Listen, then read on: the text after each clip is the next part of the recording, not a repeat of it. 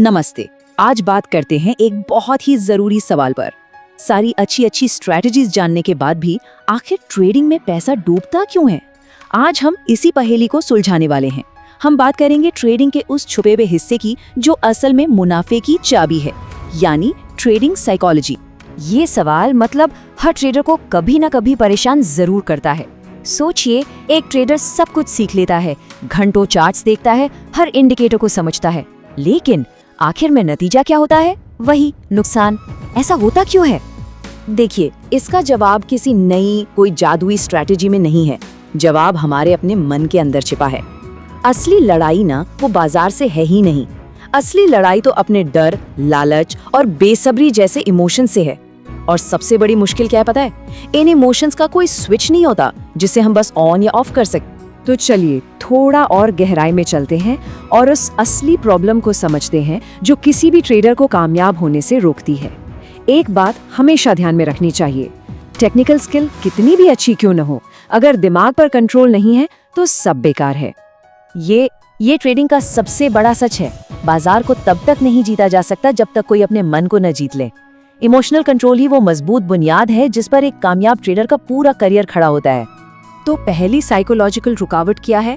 वो है मल्टीटास्किंग की आदत। और इसको समझने के लिए एक बहुत ही मजेदार शब्द का इस्तेमाल करते हैं, ऑक्टोपस ट्रेडर। अब ये ऑक्टोपस ट्रेडिंग है क्या?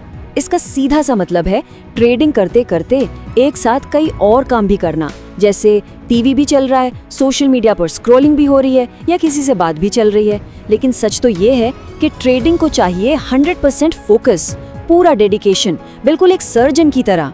ये एक सीधी सी बात है, हमारा दिमाग मल्टीटास्किंग के लिए बना ही नहीं है, खासकर इतने हाई स्टेक्स माहौल में।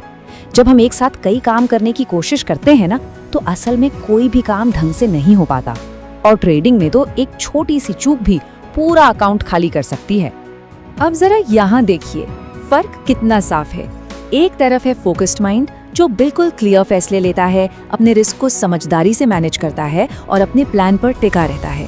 और दूसरी तरफ है ऑक्टोपस माइंड जो बस इमोशंस में बहकर अचानक ट्रेड ले लेता है, बड़े बड़े लॉस झेलता है और हमेशा डिस्ट्रैक्शंस के पीछे भागता रहता है। तो नतीजा क्या निकला? एक शांत और कंट्रोल ट्रेडर की जगह एक तनाव से भरा रिएक्टिव ट्रेडर।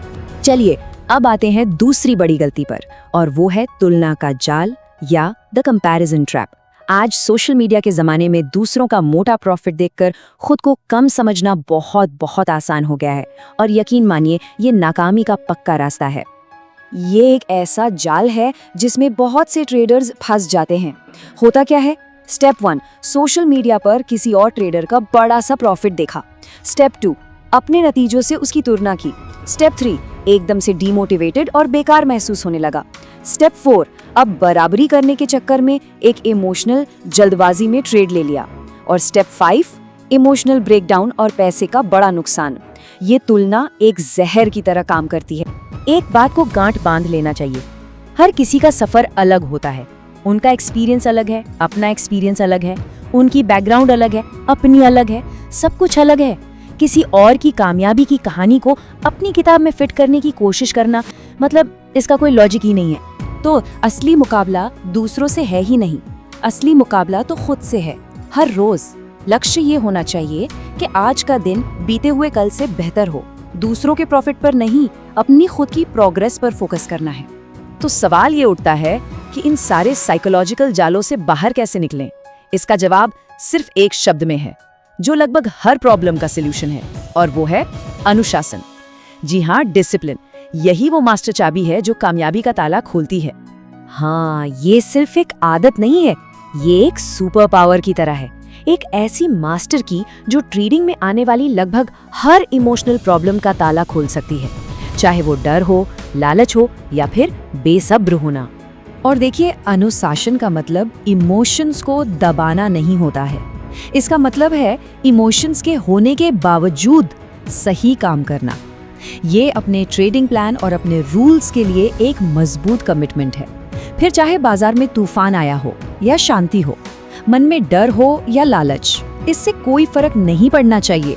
तो एक अनुशासित ट्रेडर का कर्तव्य क्या है? उसका काम क्या है? नंबर 1, अपनी पहले से तय की हुई ट्रेडिंग योजना को फॉलो करना। नंबर 2, अपने रिस्क मैनेजमेंट के नियमों की इज्जत करना। नंबर 3, फैसले इमोशन से नहीं, लॉजिक से लेना। और नंबर 4, अपने प्लान को पूरे डेडिकेशन के साथ अमल में लाना। ये सिर्फ काम नहीं है, ये एक ट्रेडर का परम कर्तव्य है। और यही सबसे खूबसूरत बात है, जब अनुशासन को एक कर्तव्य बना लिया जाता है ना, तो ये इमोशंस की आग के सामने एक ढाल की तरह खड़ा हो जाता है।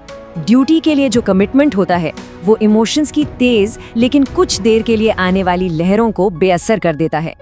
तो इस पूरी बातचीत को एक बहुत जरूरी सवाल के साथ खत्म करते हैं। किसी भी ट्रेडर की ट्रेडिंग योजना में वो सबसे जरूरी नियम कौन सा है? वो एक नियम जिसे कभी किसी भी हाल में नहीं तोड़ा जाना चाहिए। इस पर गहराई से सोचिए, क्योंकि उस एक नियम को पहचानना और फिर हर हाल में उसे फॉलो करना, यही वो चीज है जो एक औसत ट्रेडर और एक कामयाब ट्रेडर के बीच का फर्क तय करती है।